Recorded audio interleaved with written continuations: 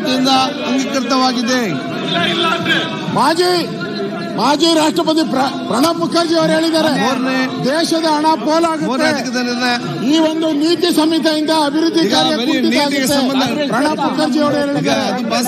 ಪ್ರಣಬ್ ಮುಖರ್ಜಿ ಅವರು ಕಾಂಗ್ರೆಸ್ಸಿನ ಹಿರಿಯ ನಾಯಕರು ಅವರು ಹೇಳಿದ್ದಾರೆ ಬೇಡ ಬೇಡ ಬೇಡ ಅಂತ. ಮಕ್ಕಳ ಶಿಕ್ಷಣ ಸಂಬಂಧಪಟ್ಟ ನಿರ್ಣಯ ಮಾಡ್ತಾ ಇದೆ, ಇದರ ಬಗ್ಗೆ ಚರ್ಚೆ ಮಾಡಿ. ಪರಿಣಾಮ ಬೀರುತ್ತಿದ್ದು ನೀವು ದಯವಿಟ್ಟು ಇದಕ್ಕೋಸ್ಕರ ಇವೆರಡು ವಿಚಾರಕ್ಕೋಸ್ಕರ ಮಾತ್ರವಲ್ಲದೆ ರಾಜ್ಯ ಸರ್ಕಾರದ ಪ್ರವೇಶ ನೀಡುವ ವಿಶೇಷ ಅಧಿವೇಶನ ಕರೀರಿ, ರೆಡಿ ಇದ್ದೀರಿ. ಇದನ್ನು ರದ್ದುಪಡಿಸಬೇಕೆಂದು ಕೋರಲಾಗಿದೆ. ಪರೀಕ್ಷೆಯಿಂದ ಕರ್ನಾಟಕಕ್ಕೆ ವಿನಾಯಿತಿ ನೀಡಬೇಕೆಂದು ಹಾಗೂ ಶಾಲಾ ಶಿಕ್ಷಣದಲ್ಲಿ ವಿದ್ಯಾರ್ಥಿಗಳಿಗೆ ರಾಜ್ಯ ಸರ್ಕಾರವು ನಡೆಸುವ ಸಾಮಾನ್ಯ ಪ್ರವೇಶ ಪರೀಕ್ಷೆ ಸಿಇಟಿ ಅಂಕಣಗಳ ಆಧರಿಸಿ ವೈದ್ಯಕೀಯ ಕಾಲೇಜುಗಳಿಗೆ ನೀವೇನ್ ಮಾಡ್ತಿದ್ದೀರಿ? ಇಲ್ಲಿ ಜನರ ಬಗ್ಗೆ ಒಂದು ನಿಮಿಷ ಚರ್ಚೆ ಮಾಡುದಿಲ್ಲ.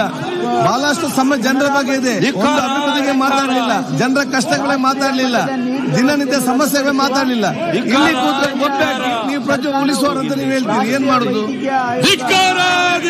ಅಧಿನಿಯಮ 2019 ಕೇಂದ್ರ ಅಧಿನಿಯಮ 30ರ ಅಗತ್ಯ ತಿದ್ದುಪಡಿಗಳನ್ನು ಸಹ ಹಿಂದೆ ಕಾಂಗ್ರೆಸ್ ಇದ್ದಾಗ ಸರ್ಕಾರವನ್ನು 1983ರಲ್ಲೂ ಕೂಡ ಆಯೋಗ ರಿಪೋರ್ಟ್ ಕೊಟ್ಟಿದೆ. ಮಾನ್ಯ ಅಧ್ಯಕ್ಷರೇ, ನೀಟ್ ಪರೀಕ್ಷೆಯನ್ನು ಪೋಲಾಗದನ್ನ ತಡಿಬಹುದು, ನೀಟ್ ಪರೀಕ್ಷಾ ವ್ಯವಸ್ಥೆಯನ್ನು ರದ್ದುಪಡಿಸಬೇಕೆಂದು ದೇಶದಲ್ಲಿ ಕೇಂದ್ರ ಸರ್ಕಾರ ಒತ್ತಾಯಿಸಿ ಅಧಿಕೃತ ನಿರ್ಣಯ ಈಗ ಸಭೆಯ ಮಧ್ಯಕ್ಕೆ ಹಾಕುತ್ತೇನೆ. ನಿರ್ಣಯದ ಪರವಾಗಿ ಹೌದು ಎಂದು ಸೂಚಿಸಬೇಕು, ನಿರ್ಣಯದ ವಿರುದ್ಧವಾಗಿ ಇಲ್ಲ ಎಂದು ಸೂಚಿಸಬೇಕು.